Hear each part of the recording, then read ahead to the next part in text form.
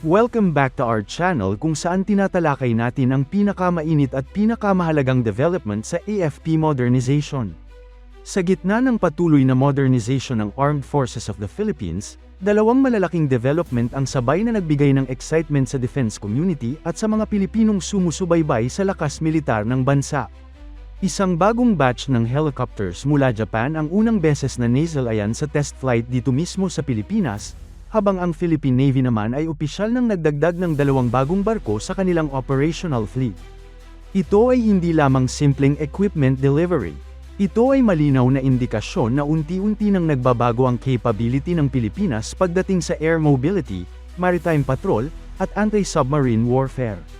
Unahin natin ang pinakaunang balita na mabilis kumalat online. Kamakailan lang, isang video ang nag-viral matapos ma-post ng Facebook user na si Drew Tap Icon, kung saan makikita ang bagong dating na helicopters ng Philippine Air Force na nagsasagawa ng engine run at unang test flight sa bansa. Base sa video na kanyang ibinahagi, malinaw na makikita ang bagong assembled na Sub-Aero Bell 412 EPX combat utility helicopters habang sumasailalim sa testing procedures bago tuluyang e-deploy sa operational service. Ang footage na ito ang kauna-unahang visual confirmation na ang unang dalawang unit mula sa 8 in-order na helicopters ay successfully assembled na sa Pilipinas matapos ang kanilang delivery mula Japan. Ang Sub-Aero Bell 412 EPX ay isang upgraded version ng kilalang Bell 412 platform, ngunit may mas advanced na avionics, mas malakas na engines, at mas mataas na payload capacity. Hindi ito ordinaryong helicopter lamang, ito ay dinisenyo para sa multi-role military operations. Kasama sa mga pangunahing misyon nito ang troop transport, combat utility missions, disaster response operations, medical evacuation, search and rescue, logistics support. Sa isang bansang madalas tamaan ng bagyo at natural disasters tulad ng Pilipinas, napakahalaga ng ganitong klase ng aircraft dahil mabilis itong makakapaghatid ng relief goods at rescue teams kahit sa mga lugar na hindi kayang marating ng sasakyan. Ang Philippine Air Force ay matagal nang gumagamit ng iba't ibang helicopter platforms, ngunit marami sa mga ito ay aging na at nangangailangan ng replacement o upgrade. Ang pagdating ng 412 EPX ay nagbibigay ng ilang critical advantages. Una, mas malakas ang engines nito kumpara sa older variants, kaya nitong mag-operate kahit sa mainit at humid na klima ng Southeast Asia. Importante ito dahil ang performance ng helicopters ay kadalasang naapektuhan ng temperature at altitude. Pangalawa, mayroon itong reinforced structure at mas mataas na maximum takeoff weight. Ibig sabihin, mas maraming sundalo o kagamitan ang kayang dalhin sa isang mission. Pangatlo, improved avionics at flight systems na nagpapataas ng safety at situational awareness ng pilots. Hindi rin dapat maliitin ang strategic value ng acquisition na ito dahil galing mismo ito sa Japan, isang bansa na unti-unting lumalawak ang defense cooperation sa Pilipinas. Sa mga nakaraang taon, lumalim ang security partnership ng Pilipinas at Japan, lalo na sa usapin ng regional stability at maritime security sa Indo-Pacific. Ang delivery ng helicopters na ito ay bahagi ng mas malawak na defense collaboration sa pagitan ng dalawang bansa. Isa sa mga interesting na detalye ay ang assembly ng helicopters ay ginawa sa Pilipinas matapos dumating ang mga components mula Japan. Ibig sabihin nito, hindi lamang equipment transfer ang nangyari kundi may kasamang technical exposure para sa local personnel. Ang ganitong proseso ay nagbibigay ng pagkakataon sa Filipino technicians at engineers na matutunan ang maintenance at integration ng modern helicopter systems. Sa long term, makakatulong ito upang mas mapabilis ang maintenance cycles at mabawasan ang dependency sa overseas servicing. At base sa video ni Drew Tap Icon, makikita na maayos na dumaan sa engine testing ang aircraft bago isinagawa ang hovering at flight evaluation. Ito ay standard procedure upang matiyak na operationally ready ang helicopter bago ito tanggapin ng Air Force. Ayon sa plano, 8 Sub-Aero Bell 412 EPX helicopters ang kabuuang matatanggap ng Philippine Air Force.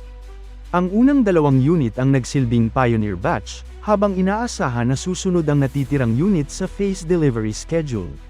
Kapag kumpleto na ang fleet, inaasahang mapapalakas nito ang rapid deployment capability ng PAF lalo na sa island operations, counter-insurgency support, at humanitarian missions.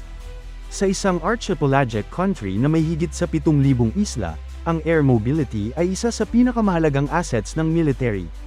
Habang abala ang Air Force sa pagpapalakas ng kanilang aerial assets, ang Philippine Navy naman ay gumawa rin ng malaking hakbang sa modernization. Sa isang commissioning ceremony na ginanap sa Naval Operating Base sa Subic Bay, opisyal nang pumasok sa active duty ang dalawang bagong barko ng Philippine Navy. Ito ay ang OPV BRP Raja Sulaiman na may hull number PS-20, at patrol boat na BRP Audrey Banyares na may hull number PG-910. Ang commissioning ceremony ay simbolo na ang mga barko ay hindi na lamang testing platforms kundi fully operational naval assets na handa nang magsagawa ng missions.